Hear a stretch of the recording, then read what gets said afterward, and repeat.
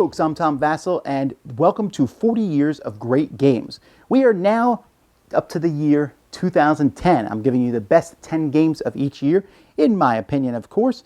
And the year 2010 was a good year, but compared to the next 6 years after that, 11 through 16, which is the year we're in, 10 was kind of a small dip in quality, although 2010 was a really important year for one word: Kickstarter.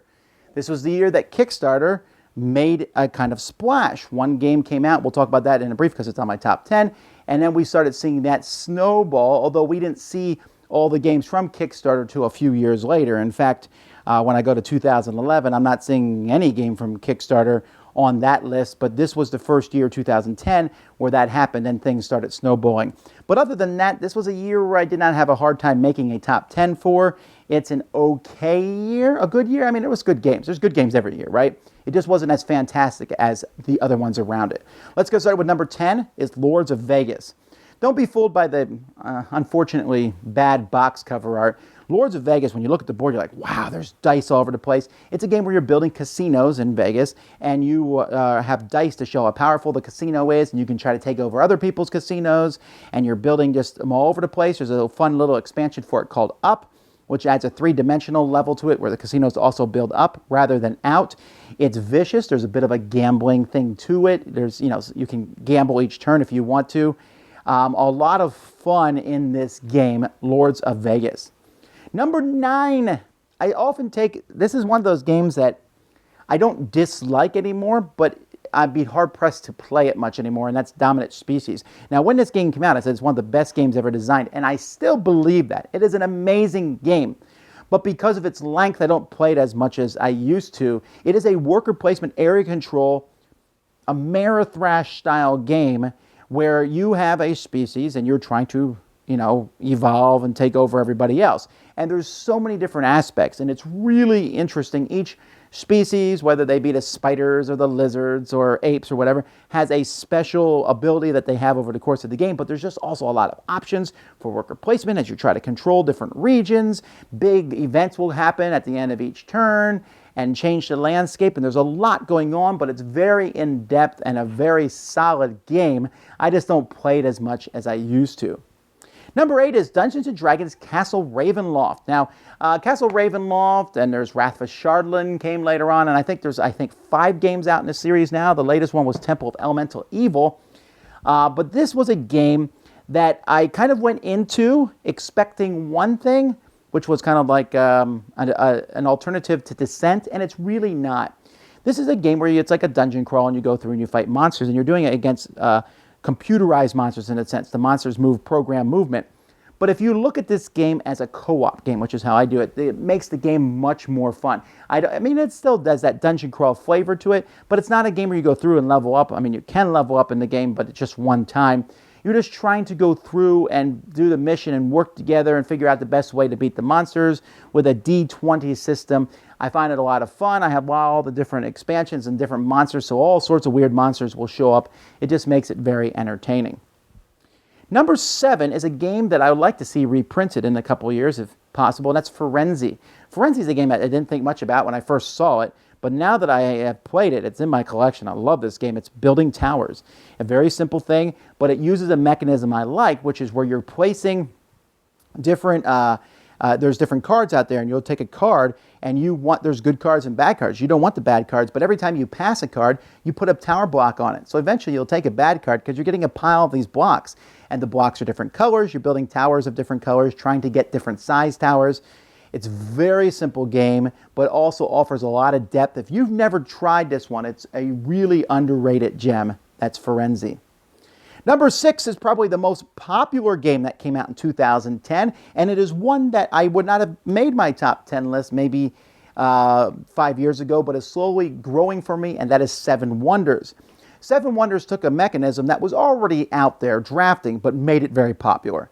And Seven Wonders also played 7 players. And it went through 3 eras, and each era you had a handful of cards. You took one, passed them around, then you played the cards, and the cards did different things. They giving you military and science and culture points and money and all different things. It was very easy to play.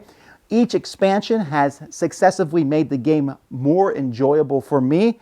And even though it is only number 6 on my list, which I still like it a lot, this is probably the most popular game that came out in this year.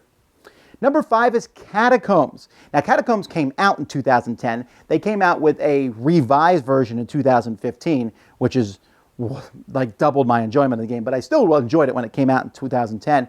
And it's a dungeon crawl, but it's a flicking one where you're flicking discs around the board, which really sounds like a bad idea, but works incredibly well. Like like a ranged one, you get to shoot little discs. The wizard has a big fireball disc. The barbarian can shoot his disc multiple times. When you hit monsters, you cause damage, and then some monsters would flip over. There's all sorts of spells, and it really takes that going through a dungeon and manages to keep that theme alive in a really cool way.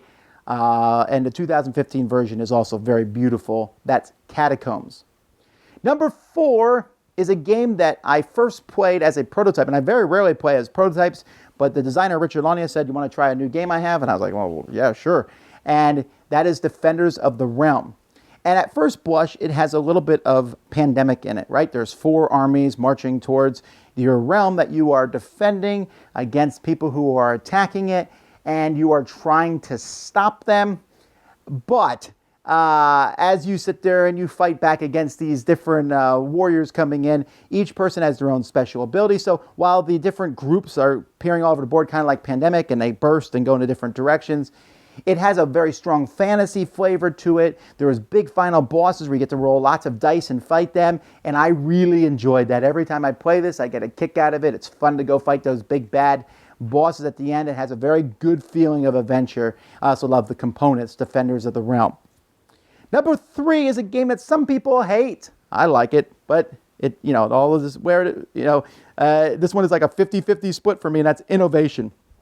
Innovation is one of the games that put Karl Chudik on the map, the other being Glory to Rome. Innovation was a civilization card game in which you played cards, and these cards worked on each other and comboed with each other and really smashed the other player, and you did all sorts of things, and there was multiple paths for victory, and the cards were used in different ways to score points or to pay for points.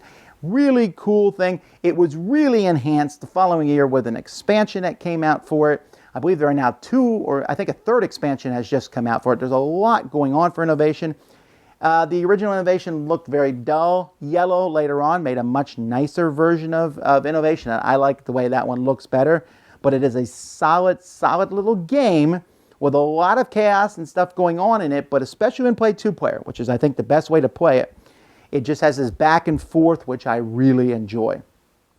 Number 2 is a game I talked about, Kickstarter. And if you know your Kickstarter history, you'll know that game is Alien Frontiers. Alien Frontiers was a dice placement game that put its company and designers, Clever Mojo Games, on the map. They used Kickstarter, and people said, what is this new thing? A crowdfunding for a board game? And it raised, I think, $30,000, which is nothing now for Kickstarters, but it was a big deal. But not only did it help put Kickstarter on the map, but the game is really good. As you go out there and you're trying to establish colonies, and you're doing that by placing dice here to get different resources. It had some roots in Kingsburg, which was a great game, but Alien Frontiers also added a whole bunch of extra different things and re-rolling dice, and it had a nice go around a table mechanism. As you put people out, then you pick up them dice later on and roll them. The expansions helped make it even better, but it was a solid game from the beginning, Alien Frontiers. And then my favorite game from 2010 is BattleCon War of Indines. BattleCon War of Indines is a 2-player fighting game based on Street Fighter, Mortal Kombat, that sort of thing, or whatever games you were playing in your teens. Those were mine. And it takes 2 players, and you are playing combos of cards together. There's very few cards involved in the game, although there was a lot of cards in the game, but each hero only has so many cards. But it's the combination of cards, trying to outthink the other person, maneuvering back and forth. The game is not the simplest game to teach other people, although once you know what you're doing, it plays well. But it's extremely asymmetrical. Every fighter has a very different feel, and I'm still really am enjoying this game today. That's BattleCon. So those are my favorite games from the year 2010. What are yours? What very obvious choices did I miss? Tell me in the comments below.